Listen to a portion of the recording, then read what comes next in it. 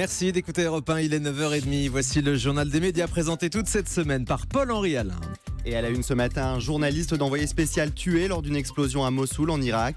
Thierry Ardisson donne son avis sur le mercato et désigne ses confrères. Et le parquet de Paris classe sans suite une plainte de Cyril Hanouna.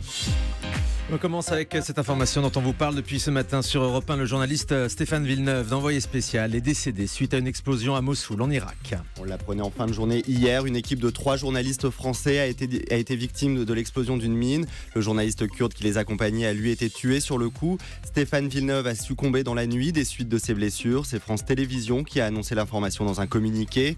Les 2 survivants ont été pris en charge par l'hôpital d'une base militaire américaine.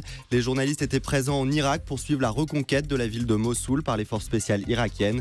Toutes nos pensées vont à sa famille et à ses proches. Thierry Ardisson donne son avis sur le mercato et comme à son habitude, il dézingue à tout va. Dans une interview accordée à Télécapsat, l'animateur n'a une fois de plus pas la langue dans sa poche. Il savoure ainsi « C'est un mercato comme on les aime ». À ses yeux, seuls Cyril Hanouna et Yann Barthès s'en sortent cette saison. Même si l'animateur juge quotidien sévèrement, pour lui, c'est un peu les bisounours. Et quand on lui demande quel animateur a fait aussi bien que Cyril Hanouna ces dernières années, il répond « Fogiel s'est écroulé, Coé on n'en parle plus, Castaldi on voit où il est et Sublet est au chômage ». Des critiques de bonne guerre, Alessandra Sublet a tenu à répondre sur Twitter avec humour. Sa perlipopette, le vieux a encore frappé. Ça va lui faire plaisir aussi. Sa perlipopette donc, hein, Alessandra Sublet, un peu le langage d'Emmanuel Macron, très à la mode. Ça va rester ça, sa perlipopette et la poudre de perlimpinpin. NT1 diffuse ce soir un prime spécial sur l'affaire Grégory. Depuis les dernières révélations sur l'affaire du petit Grégory, les chaînes de télévision bousculent leur programme pour mettre en avant les avancées de l'enquête. Après Non élucidé dimanche sur France 2, W9 demain avec Enquête criminelle. C'est également NT1 qui diffusera ce soir dès 21h une émission spéciale Chronique criminelle consacrée à l'affaire Grégory Villemain. La ministre de la Culture, Françoise Nyssen, accorde sa première interview aux Parisiens aujourd'hui en France.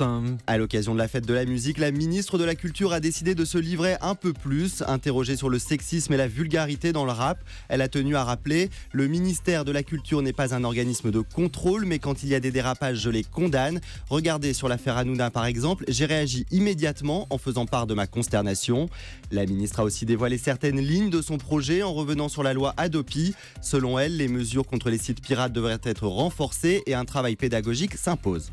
Ministre de la Culture et de la Communication, bien évidemment. Une plainte contre X déposée par la société de Cyril Hanouna, classée sans suite. Le volet judiciaire de l'affaire du canular jugé homophobe se referme peu à peu.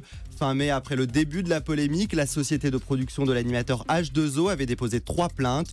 Une pour dénonciation calomnieuse, une seconde pour diffamation à l'encontre du président de l'association Le Refuge et une 3e pour diffusion de fausses nouvelles. Et c'est cette dernière qui a été classée sans suite par le parquet de Paris.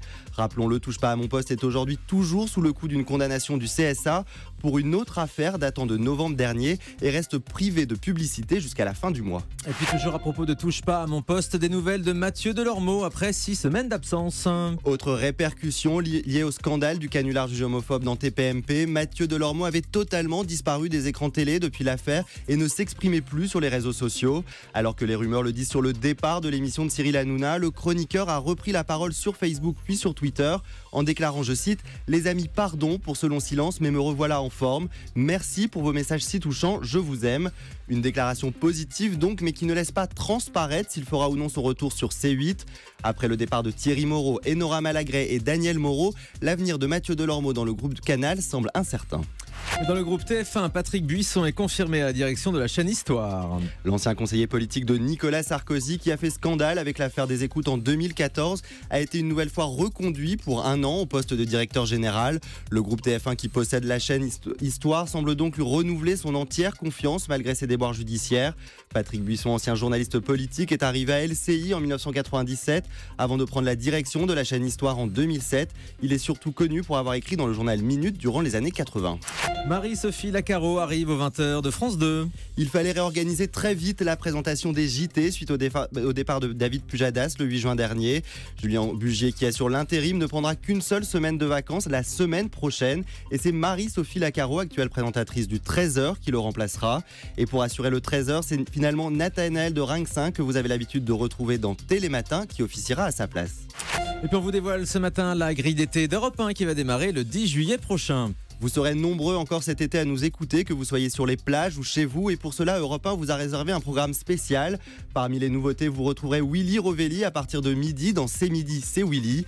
L'après-midi dès 17h, c'est Émilie Mazoyer pour Europe les Bains, entourée de ses chroniqueuses, qui vous fera le plein de bons plans estivaux. À partir de 20h, vous passerez vos soirées en compagnie de Karima Charny. Autre nouveauté du week-end, le grand direct des régions fera son retour avec Olivier Allemand et Pierre Bonte. Et bien évidemment, la rédaction d'Europe 1 reste au cœur de l'information avec ses rendez-vous habituels. Europe 1 à l'heure d'été, c'est dès le 10 juillet pour accompagner vos vacances. Et Guillaume Janton sera aux commandes du grand direct des médias tout l'été à partir du 10 juillet. On termine avec le chiffre du jour. 100 millions, c'est le nombre de followers sur Twitter de la chanteuse Katy Perry, un record historique qu'elle vient de dépasser. En deuxième place, on retrouve le chanteur Justin Bieber avec 97 millions et à la troisième place, Taylor Swift et 85 millions. Par comparaison, en France, c'est David Guetta qui est sur la première marche du podium avec plus de 21 millions de followers, suivi loin derrière par Gad Elmaleh avec seulement 7 millions de fans. Et par comparaison, vous avez combien de followers sur Twitter, mon cher Paul-Henri? 600 et des poussières. Ah ben voilà, on en est loin. Merci beaucoup. À demain pour le journal des médias. Dans un instant, le télérépondeur et Nagui sera en direct avec nous. Restez bien avec nous.